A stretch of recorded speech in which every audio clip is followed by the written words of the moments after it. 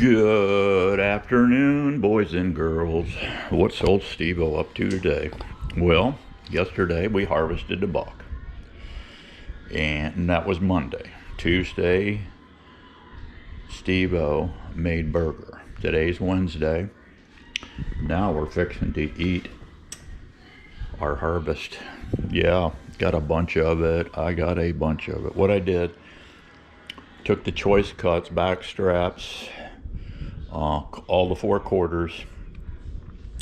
I took most of the white gristle out of the meat, cubed it up to where it get through my little Cabela's meat grinder.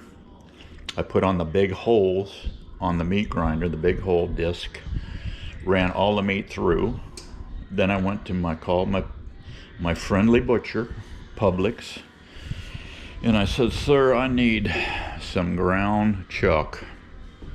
No problem. So I weighed my venison. I duplicated that with ground chuck. Picked that up. It's $4 something a pound, cheap. So then I came home and I made bacon this morning. There's my bacon pot. Made a big batch of 3 pounds of bacon. So I drained off the grease, but left a little grease in, added butter, chopped up 1 onion, dumped in there. Miss Daisy said half an onion's plenty for this amount of meat. I made 3 balls so far. I'm just using a ice cream scoop. Into this batch, I put 1 egg, about half an onion, salt, pepper, sea salt, pepper. We put in garlic powder, Italian seasoning, a little Greek seasoning, onion powder, garlic powder. I don't think I put ginger in there, but we did put Italian in there. Yeah. So that's the spices we put in. And like I said, 1 egg, just mix it by hand. Using a little ice cream scoop like this, make your meatballs. I got the oven preheating at 350. So yeah, we got her going on. Then for something, I got hungry. Sometimes you get hungry. I'm pretty much carnivore, but sometimes I get hungry for some crazy stuff like asparagus. So we're gonna have some asparagus. Yeah. There's my 3 pounds of bacon I made up in that big pot right there. And I got a little bit of the munchies, so I had to munch a little bit on the. Okay, guys, that's it. A quickie video for you today.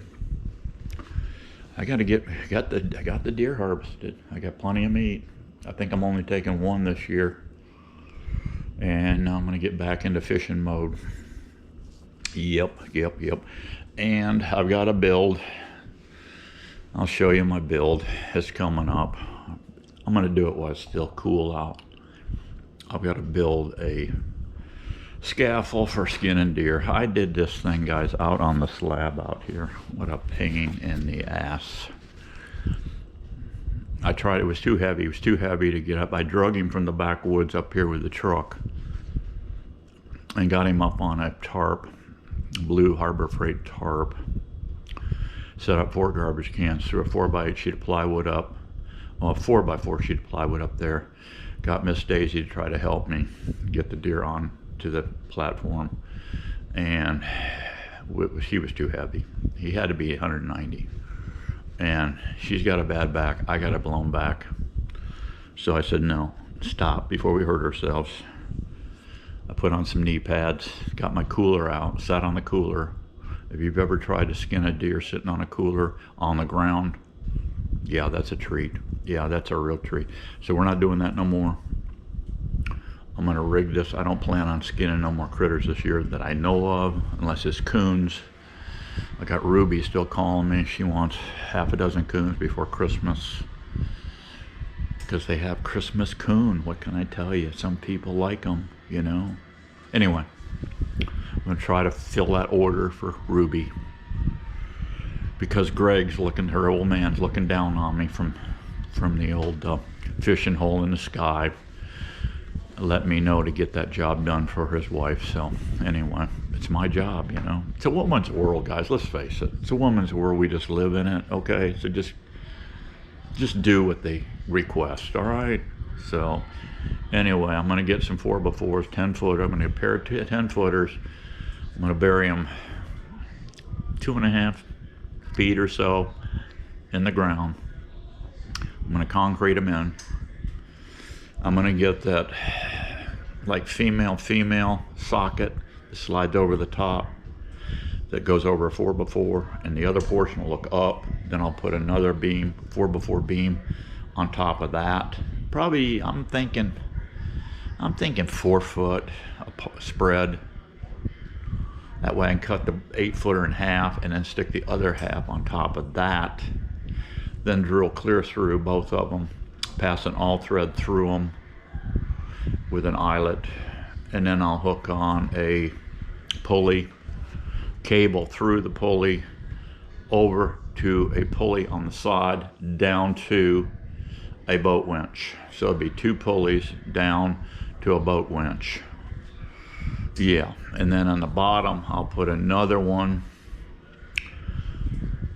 probably bolted through to where I can put my clamps on, so I can lower my critter, put my all they are is a vice grip with a 1-inch pipe split, and I welded it.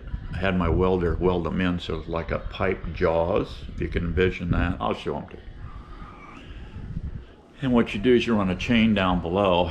There's a chain already hooked to the vice grips, but we just need hooks down below. You lower your critter down, or you can just throw in another chunk of chain in there, and you can use your boat crank to skin him. Just split the legs around the head. Probably do it from hanging from the antlers or neck, whatever. And what you do is you skin down far enough, put a golf ball in there, put a cable around it, and you can peel the hide right off. Yeah, peel the hide off so you can save the hides. They keep you from putting a lot of cuts in the hides if you want to tan the hide of the deer or whatever. Yeah, so that's the plan coming up. We'll show it. We'll do a little demo on that, a little DIY, Steveo DIY trick on that. That's it. I will see you soon, guys. Be happy, be strong. We got to keep getting it on, and if I don't see you again for Christmas, you guys have a great Christmas, because Steveo already got his Christmas gift, and that was that 8-point buck. See you later. Bye-bye.